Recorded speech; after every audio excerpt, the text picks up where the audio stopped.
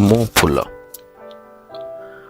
ଫୁଲ କୋମଳ ଅଙ୍ଗୀୟ ରଙ୍ଗୀନ ରଙ୍ଗମୟ ମଧୁର ସୁବାସିତ, କେବେ ମୋ ପୂଜାରେ, କେବେ ମୋ ପ୍ରେମରେ, କେବେ ଅପେକ୍ଷାରେ, ଗ୍ରୀଷ୍ମ ପରେ ବର୍ଷାକୁ, ପତ୍ର ଝଡ଼ା ଶୀତ ପରେ ବସନ୍ତର ଆଗତିକୁ, କେବେ ମୁଁ ପୁଲକିତ ଝଟକା ଇନ୍ଦୁରେ, ଆଉ କେବେ ସୁରଭିତ ପାହାନ୍ତିଆ ବାସ୍ନାରେ। ମୁଁ ସେଇ ଫୁଲ ଆଜି ଫୁଟିକରି କାଲି ଝଡ଼ିଯାଏ, ତୋଳା ହୋଇଯାଏ, ନ ହୁଏ ଝାଉଁଳି ଯାଏ, ମାଟିରେ ମିଶିକରି ଖାଦ ହୋଇଯାଏ। କିନ୍ତୁ ମୁଁ ସେଇ ଫୁଲ ବାଣ୍ଟି ଦେଇଯାଏ ଅଭିନ୍ନ ଅବସ୍ଥାରେ, ବିଭିନ୍ନ ରସ ଗୁଣ ଦେଇଯାଏ କ୍ଷୀଣ ସମୟରେ, କ୍ଷୁଦ୍ରତାର ମହତ୍ଵ।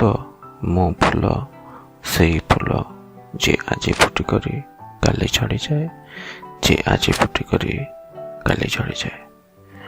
ଫୁଲ ଛୋଟ ଜିନିଷଟିଏ ହେଲେ ବି ସେଥିରେ ଛୋଟ ଜୀବନ କାଳ ଭିତରେ ବହୁତ କିଛି ମହତ୍ କାମ କରିଦେଇଯାଏ। ତେଣୁକରି କୌଣସି ଜିନିଷ ଛୋଟ ନୁହେଁ, ସେ ଛୋଟ ଭିତରେ ତାର ମହତ୍ଵ ଅଧିକ ଥାଏ। ସେ ମହତ୍ଵକୁ ଆମେ ବୁଝିବା ଦରକାର। ଏ କବିତାଟିର ଅର୍ଥ ସେଇଆ।